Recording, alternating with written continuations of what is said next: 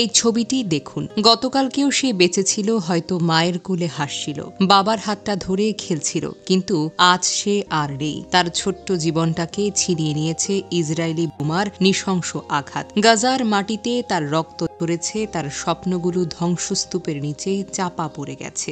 আহা, কি নির্মম পরিণতি! এই শিশুটি তো এই পৃথিবীর সুন্দর একটি জীবনের আশা নিয়ে এসেছিল, কিন্তু তার সেই আশাটা মুছে দিয়েছে ইসরায়েলের বর্বরতা আর আমেরিকার নীরব সমর্থন।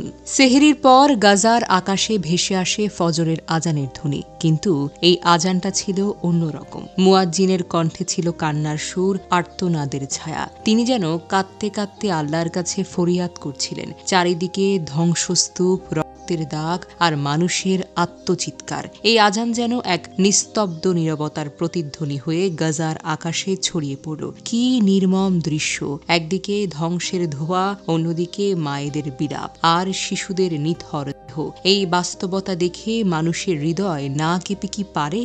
মঙ্গলবার ভোরের আগে যখন গাজার মানুষ রমজানের পবিত্র রোজার জন্য সেহরির প্রস্তুতি নিচ্ছিল, তখন ইসরায়েলি বিমান থেকে বর্ষণ শুরু হয়। কোনো সতর্কতা ছিল না, কোনো মানবিকতা ছিল না। সেহরির সময় যখন ঘরে ঘরে মায়েরা সন্তানদের জন্য খাবার তৈরি করছিলেন, বাবারা দোয়া পড়ছিলেন, ঠিক তখনই আকাশ থেকে নেমে আসে মৃত্যুর দূত।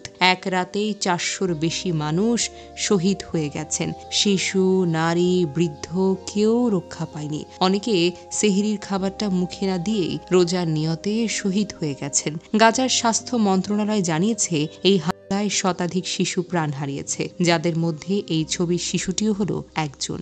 ইসরায়েলের এই নারকীয় হামলার পেছনে রয়েছে আমেরিকার অকাট্য সমর্থন। হোয়াইট হাউস স্বীকার করছে, এই হামলার আগে ইসরায়েল প্রেসিডেন্ট ডোনাল্ড ট্রাম্পের সম্মতি দিয়েছে। আমেরিকা, যারা নিজেদের মানবাধিকার ধ্বজাধারী বলে দাবি করে, তারাই এই গণহত্যার পৃষ্ঠপোষকতা করছে। ট্রাম্পের হাতে গাজার মানুষের রক্ত লেগে আছে। তার এই নির্লজ্জ সমর্থন ছাড়া ইসরায়েল এতটা নির্মমতা দেখাতে সাহস পেত না। ধিক্কার ইসরায়েলকে, যারা নিরীহ শিশুদের জীবন কেড়ে নিয়েছে। ধিক্কার আমেরিকাকে, যারা এই অত্যাচারের নীরব সহযোগী হয়ে দাঁড়িয়েছে। গাজার একজন বাবা, যিনি তার 3 সন্তানকে হারিয়েছেন, কান্নায় ভেঙে পড়ে বলেন, আমার বাচ্চারা সেহরির জন্য অপেক্ষা করছিল। আমি তাদের জন্য একটু রুটি আর পানি জোগাড় করতে গিয়েছিলাম। ফিরে এসে দেখি আমার ঘরটা আর ঘর নেই। আমার সন্তানরা ধ্বংসস্তূপের নিচে চাপা পড়ে গেছে। এমন আরো কত শত শত গাজার গলিতে ছড়িয়ে আছে। একজন মা বলেন, আমার ছেলে আমাকে বলেছিল, মা, রোজা রেখে আল্লাহর কাছে দোয়া করব, কিন্তু সে আর দোয়া করতে পারল না। বোমার আঘাতে তার ছোট্ট শরীরটা ছিন্ন ভিন্ন হয়ে গেল।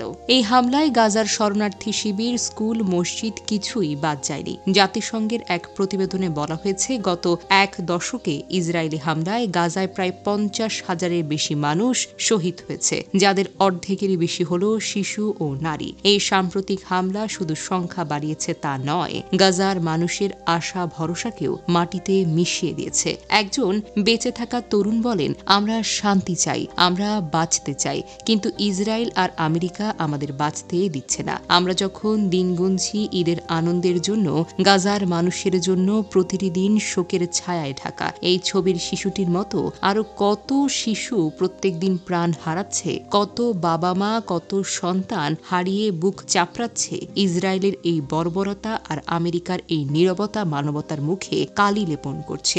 ধিক্কার ইসরায়েলকে, যারা শিশুদের হাসি মুছে দিয়েছে। ধিক্কার আমেরিকাকে, যারা এই নৃশংসতার পেছনে অস্ত্র আর অর্থ যোগাচ্ছে।